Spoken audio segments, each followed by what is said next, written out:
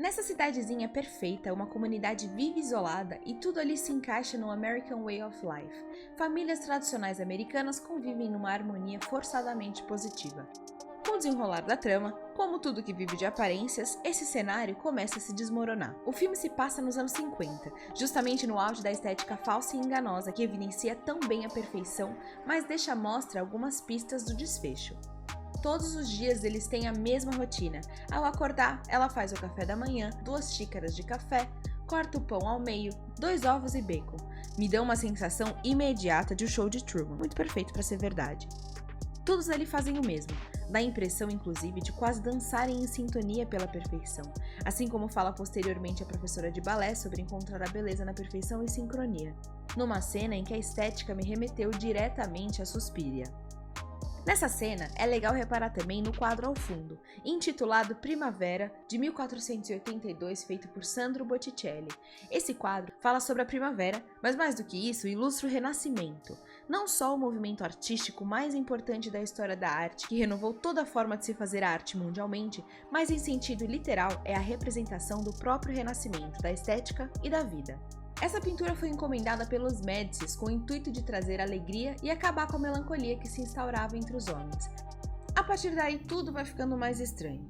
Ovos vazios, grandes olhos na cenografia, discursos estranhos pelo rádio, que parece ser uma das várias referências a discursos de pacificação típicos em obras que referenciam 1984, bem como a premissa e contrastes de mundo que lembram o admirável Mundo Novo. Uma das coisas estranhas é que ela vai tendo visões que não sabemos ser loucura ou lembrança. Por isso, a direção opta por usar cores em tons pastel típicas dos anos 50 e 60 mais claras, aqui vibrantes nos momentos mais felizes e sem consciência, e cores mais escuras nos momentos de loucura e confusão. A cena em que estão todos em volta da piscina, perceba que há muitas coisas estranhas. O figurino, por exemplo, é muito curioso. De um lado, pessoas negras e imigrantes vestem quase todos o mesmo figurino, composto de um vestido florido, cada um com uma cor diferente, numa modelagem bem recatada e do lar, e os homens desse lado vestem também quase todos o mesmo traje, com estampas grandes e tudo parece mais colorido e caricato. Do outro lado, a maioria das pessoas são brancas e vestem também trajes muito parecidos, elas de vestidos lisos em cores cítricas e eles camisas claras com estampas pequenas e corridas. Esse lado parece escolher peças com mais elegância. Seria também uma crítica à elite da elite, numa proposta de divisão dentro da casta alta, semelhante àquela explorada em Bacurau? Well, you know, they kind of look white, but they're not. Ao fundo, Margaret, uma das esposas, sem esboçar nenhuma expressão, pede socorro, grita que elas não deveriam estar ali, além de pouco depois pedir socorro para Alice de um jeito bem estranho. Esse momento remeteu rapidamente a Corra, de Jordan Peele, sabendo explorar a vibe opressora de uma forma genial. Mas afinal, quem são essas pessoas? Homens que trabalham secretamente e não contam nada para suas esposas, que vivem em função deles e suas casas, nunca se questionando. Toda essa estrutura sustenta uma ditadura de discursos autoritários, contra o caos. Há momentos em desconexão, alguns dias do nada parecem diferentes, numa ordem que não faz o menor sentido. A tensão cresce em momentos estranhos, seguidos de apagões e lembranças à la Jequiti, bem estilo Clube da Luta, que aos poucos nos mostram que de fato esse não é um lugar real. Inclusive num desses flashes, ela se vê no que parece ser uma bela de uma lavagem cerebral estilo Laranja Mecânica. Basta saber exatamente quem é que está por trás disso. Tudo vai ficando mais claro quando Alice decide dar um passeio de trem e vê um acidente de avião. Ela decide ir atrás sozinha, já que o motorista não quis ir junto, e nessa descobre um lugar estranho, que fica mais bizarro quando ao encostar, tudo fica vermelho e ela novamente tem outro apagão. E assim segue. Toda vez que acontece alguma coisa, ela tem um apagão e tudo se repete.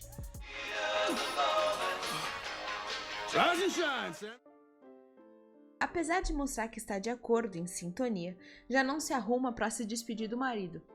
Inclusive, olha que interessante a parede do banheiro dos dois, cheia de rachaduras, que avisam a ruptura iminente desse mundo. Um ponto muito positivo do longa é a forma como nos passa a pressão e o sufoco que a protagonista sente, além de usar um cenário que comprime a protagonista contra o vidro numa cena genial, ou detalhes como a trilha sonora que traz sons abafados, nos dando a impressão de estar vindo do próprio peito.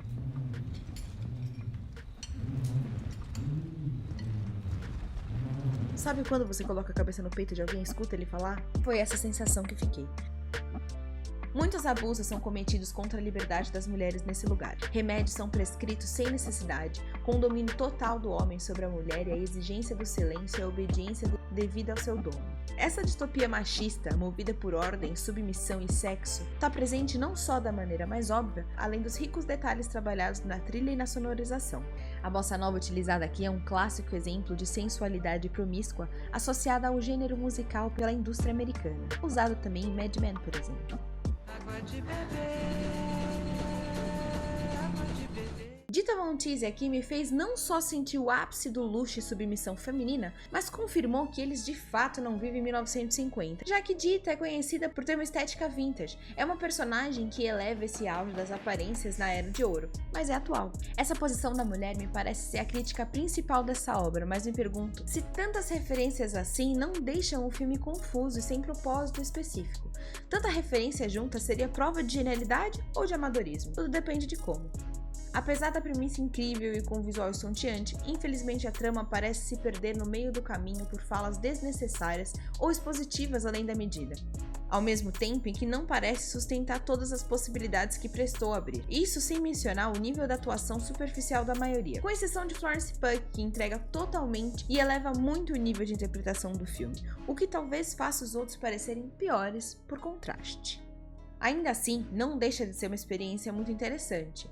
O design de produção é sensacional e vale o play com toda certeza. Lembrando que análises são conclusões tiradas a partir não só de pesquisas, mas de opiniões tiradas da minha bagagem de conhecimento. E como estamos falando de arte, há sempre várias interpretações. Se você entendeu alguma coisa diferente, deixa nos comentários, porque o vídeo não precisa acabar aqui.